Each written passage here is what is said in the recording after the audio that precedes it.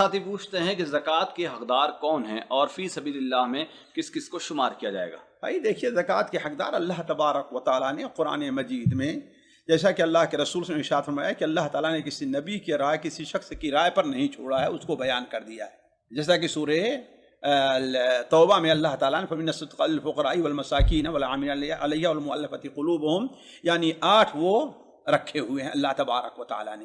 اس میں آخر میں ہے فی سبیل اللہ اور ابن السبیل۔ فی سبیل اللہ اس کا اصل جو فی سبیل اللہ ہے وہ کیا؟ جہاد فی سبیل اللہ ہے کہ نہیں ہے؟ اسی پر بعض علماء نے ان تمام چیزوں کو قیاس کیا ہے جو جہاد فی سبیل اللہ کے حکم میں آ سکتے ہیں، جیسے دینی تعلیم کا فروغ دینا ہے، دینی تعلیم کو آگے بڑھانا ہے، دعات کو تیار کرنا ہے، علماء کو تیار کرنا ہے۔ کیوں؟ اس لیے کہ اللہ کے رسول صلی اللہ علیہ وسلم خود ہی حدیث ہے کہ المؤمن یجاہد بلسانہ و نفسہ و یدہ، مومن جو ہے وہ اپنی زبان سے، اپنے مال سے، اپنے ہاتھ سے بھی جہاد کرتا ہے کہ نہیں؟ ظاہر بات زبان سے جہاد کیا ہے؟ یہی چیز ہے نا، مخالفین کا جو اعتراضات ان کا جواب وغیرہ دینا۔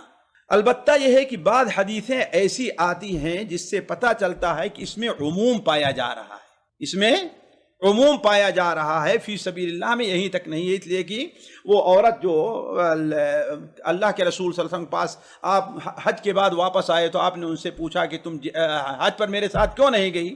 تو انہوں نے کہا اے اللہ کے رسول صلی اللہ علیہ وسلم، میرے پاس سواری کا انتظام نہیں تھا، ایک میرے پاس جو سواری تھی اسے ابو فلان نے وقف کر دیا تھا، کس کے لیے؟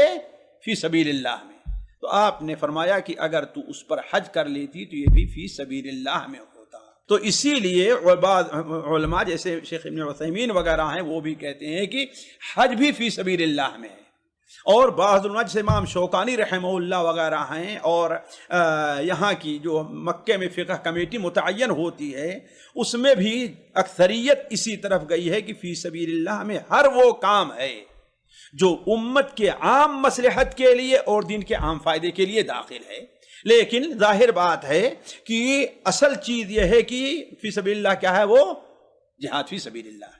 اسی لیے اگر کوئی یہ کہتا ہے کہ ہاں بھائی مسجد کے اندر تعمیر میں زکوٰۃ دیں کہ نہ دیں، تو ہم اولاً یہ کہتے ہیں کہ نہیں، نہ دیں۔ مسجد میں امام رکھے ہیں، اس کی تنخواہ کے لیے زکوٰۃ دیں کہ نہیں دیں، ہم کہتے ہیں کہ نہ دیں الا کہ امام فقیر ہو۔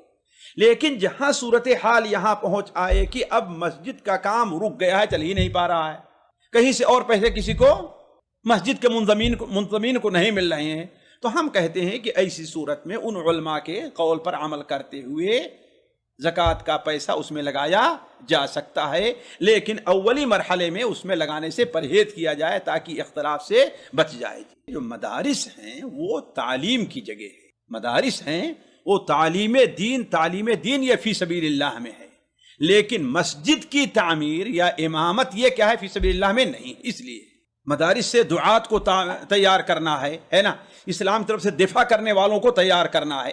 یعنی اسی قریب کا سوال تھا، ساتھی پوچھتے ہیں کہ جیسے کہ بہت ساری عورتیں ایک جگہ نماز پڑھتی ہیں تراویح کی، اور امام صاحب کا تنخواہ دینے کا جب مسئلہ آتا ہے تو سوال کرتی ہیں کہ کیا زکوٰۃ کے پیسوں سے تراویح کے امام کو تنخواہ دی جا سکتی ہے؟ قطعاً نہیں، صرف نہیں ہی نہیں بلکہ قطعاً نہیں، یہ جائز نہیں ہے۔